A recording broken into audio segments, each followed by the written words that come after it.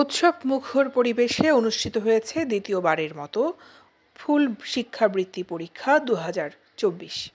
7 December কুড়িগ্রামের নাগেশ্বরী উপজেলার Dayamoyee pilot academy কেন্দ্রে সকাল 9:30টায় শুরু হয়ে 11টায় পরীক্ষা শেষ হয়। সরকারি বেসরকারি মোট 61টি প্রাথমিক বিদ্যালয়ের 1398 জন প্রথম থেকে পঞ্চম শ্রেণীর শিক্ষার্থীরা ফুল শিক্ষাবৃত্তির আওতায় পরীক্ষায় অংশগ্রহণ করে।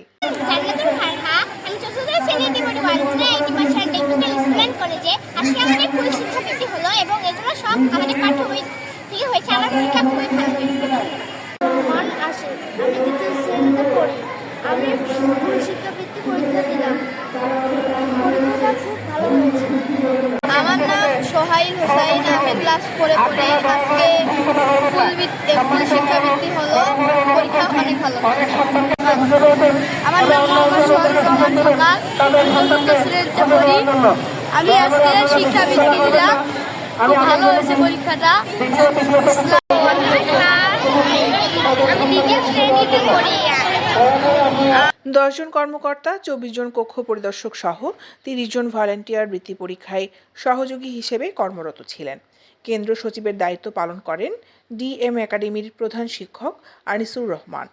পরীক্ষা নিয়ন্ত্রণের দায়িত্ব পালন করেন ফুল শিক্ষাবৃত্তির সদস্য সচিব আব্দুল কাদের। পরীক্ষা কেন্দ্র পরিদর্শন করেন নাগেশ্বরী থানার officer in charge OC Mizanur Rahman. আর উপস্থিত ছিলেন হিসাব ও নিরীক্ষা কর্মকর্তা, রংপুর বিভাগীয় হিসাব রক্ষণ অফিসার সাইদুল হক। পরীক্ষা দিতে এসেছে, পরীক্ষা খুব সুন্দর হয়েছে। সুশিক্ষা বৃত্তির কারণে বাসায় পড়াশোনা করতেছে।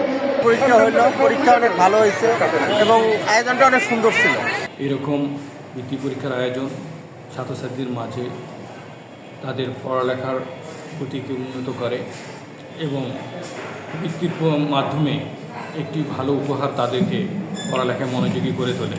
বাচ্চারা দীর্ঘদিন পরীক্ষা বঞ্চিত থাকায় বা বৃত্তি বা সমাপনী এই জাতীয় পরীক্ষাগুলো না হওয়ায় তারা পরীক্ষা শূন্যতায় ভুগছিল।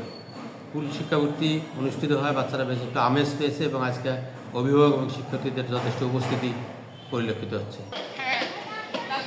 দৈনিক আজাদী নিউজ ডেস্ক।